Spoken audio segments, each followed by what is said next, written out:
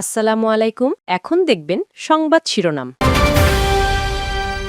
পঞ্চগড়ের নির্বাচনী সমাবেশে কর্মসংস্থান বৃদ্ধির প্রতিশ্রুতি জামায়াত আমিরের। ভোট ডাকাতি রুখে দেওয়ার আহ্বান। সন্ধ্যায় ভাষণ থেকে তারেক রহমানের জনসভা। ছুটির দিনে প্রার্থীদের জমজমাট প্রচারণা। উন্নয়নের প্রতিশ্রুতির পাশাপাশি সংস্কারের পক্ষে চাইছেন ভোট।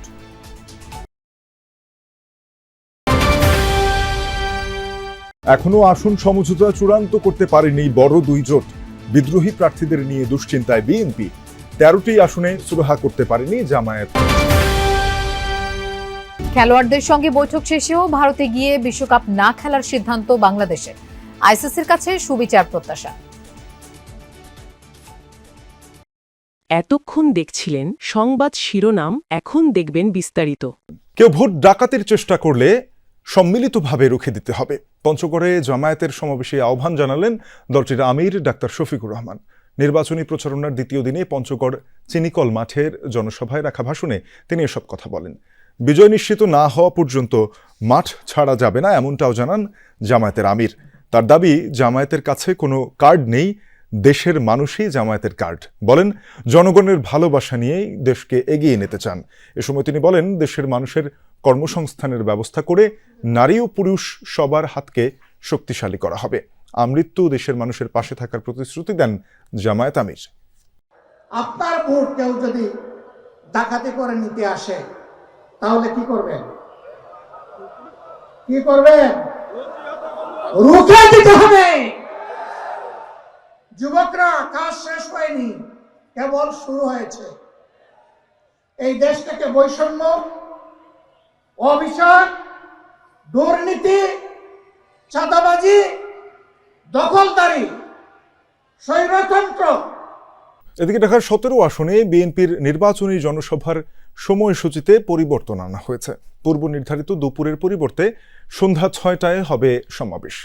বিএনপি চেয়ারম্যান তারেক রহমানের সমর্থনে আয়োজিত এ জনসভা ভাষানটেকের বিআরবি মাঠে অনুষ্ঠিত হচ্ছে।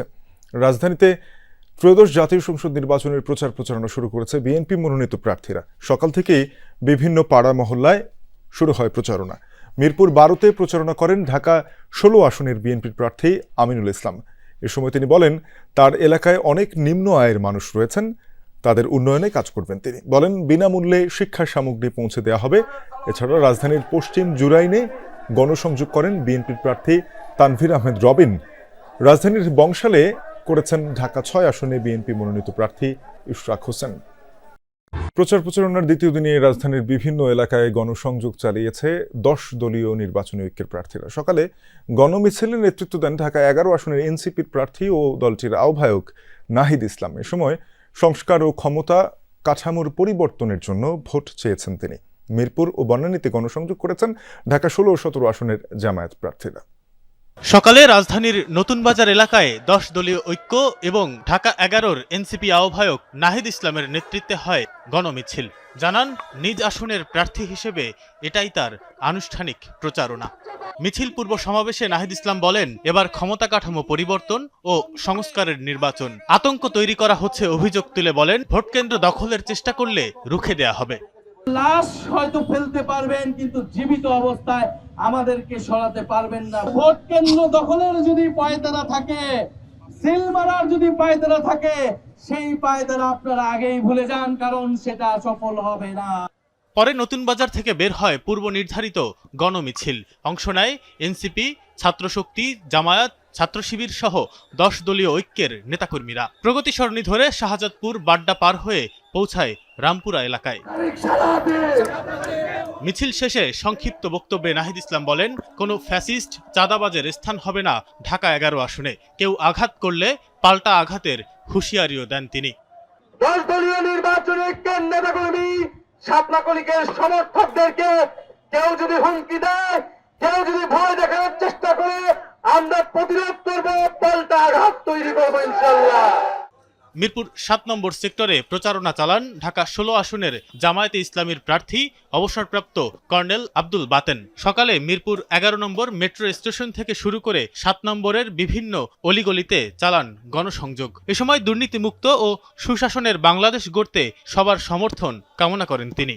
তাদের আশ্বাস, জামাত ইসলামের হাতে যদি দেশ পরিচালনার সুযোগ আসে, তাহলে দেশে দুর্নীতি কমবে, দেশে সুশাসন প্রতিষ্ঠিত হবে এবং দেশে যে উন্নয়ন বাজেট যেটা সেটা সঠিকভাবে ব্যয় হবে এবং দেশের উন্নতি হবে।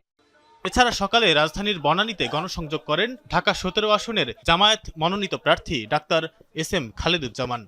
গতকালের পর থেকেই কিন্তু আনুষ্ঠানিক প্রচারণা যে শুরু হয়েছে, তারপর থেকে চুয়াডাঙ্গার 2টি আসনে 6 প্রার্থী একেবারে শুরু করে দিয়েছেন তাদের প্রচারণা, গণসংযোগ। আর দম ফেলার ফুরসত নেই, যেহেতু আজকে শুক্রবার জুম্মার দিন, জুম্মার নামাজ আদায় শেষেও কিন্তু আসলে এই প্রার্থীরা নানা জায়গায় নামাজ আদায়ের পরে জনসংযোগে ব্যস্ত হয়েছেন, গণসংযোগ করেছেন এবং ভোটারদের দাঁড়ে দাঁড়িয়ে গেছেন। আমরা এই মুহূর্তে আছি চুয়াডাঙ্গার পীরগঞ্জ জামে মসজিদে।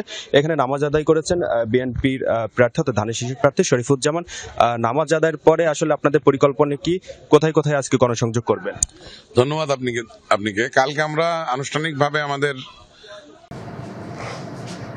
ভারতের টি-20 বিশ্বকাপ না খেলার সিদ্ধান্তে অনড় সরকার। ক্রিকেটারদের সঙ্গে বৈঠক শেষে জানালেন ক্রীড়া উপদেষ্টা আসিফ নজরুল। তবে এখনও আশা ছাড়ছেন না তিনি। ক্রীড়া উপদেষ্টার বিশ্বাস, ভেন্যু পরিবর্তন করে বাংলাদেশকে বিশ্বকাপ খেলার সুযোগ করে দেবে আইসিসি। ভারতে বিশ্বকাপ না খেলার বিষয়টি চূড়ান্তভাবে আইসিসিকে জানিয়ে দিয়েছে বিসিবিও। নিরাপত্তা সংকটের মাঝেও আইসিসির অনৈতিক চাপের মুখে দাঁড়িয়ে বাংলাদেশ বিশ্বকাপ খেলতে ভারতে যাবে কি, এমন সিদ্ধান্ত জানানোর অন্তিম মুহূর্তের সামনে দাঁড়িয়ে ক্রিকেটের সবচেয়ে বড় অংশীদার ক্রিকেটারদের মতামত জানতেই ক্রীড়া উপদেষ্টা তাদের সঙ্গে বসলেন। ঢাকার একটি 5 তারকা হোটেলে একে একে প্রবেশ করলেন লিটন, মিরাজ, ইমন, সাইফ, সাকিব, হাসান মাহমুদরা। খানিক বাদেই এলেন বিসিবির সভাপতি আমিনুল ইসলাম বুলবুল ও ক্রীড়া উপদেষ্টা আসিফ নজরুল। সবার মাঝেই উৎকণ্ঠা। ঘণ্টা খানিক মিটিংয়ের পর ক্রীড়া উপদেষ্টা আগের সিদ্ধান্তেই অটল থাকার কথা জানালেন। ভারতে বিশ্বকাপ না খেলা এটা আমাদের সরকারের সিদ্ধান্ত। কোনো একটা দেশের মানুষ অন্য একটা দেশে গেলে সিকিউরিটি রিস্ক আছে কিনা সেটা সরকার বিবেচনা করে দেখে, এটা অন্য কারো বিবেচনার স্কোপ নাই।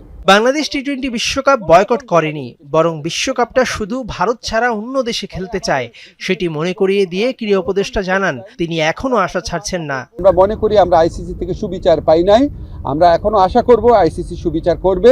আমাদের যে বিশ্বকাপ খেলার যে অধিকার, যেটা শ্রীলঙ্কাতে আমাদের খেলার সুযোগ রয়েছে, এরকম বহু নজির পৃথিবীতে আছে যে অন্য একটা ভেন্যুতে সিকিউরিটি রিস্কের কারণে খেলা হচ্ছে, আমাদের এখানে জেনুইন সিকিউরিটি রিস্ক আছে। ক্রিকেটাররা কি চান সেই বিষয়টা অবশ্য কিছু জানা যায়নি। লিটন, মিরাজরা গণমাধ্যম এড়িয়ে গেছেন। ক্রিকেটারদের সাথে আমার যা কথা হবে সেটা আমাদের ব্যক্তিগত ব্যাপার, আমাদের প্রিভিলেজ কমিউনিকেশন।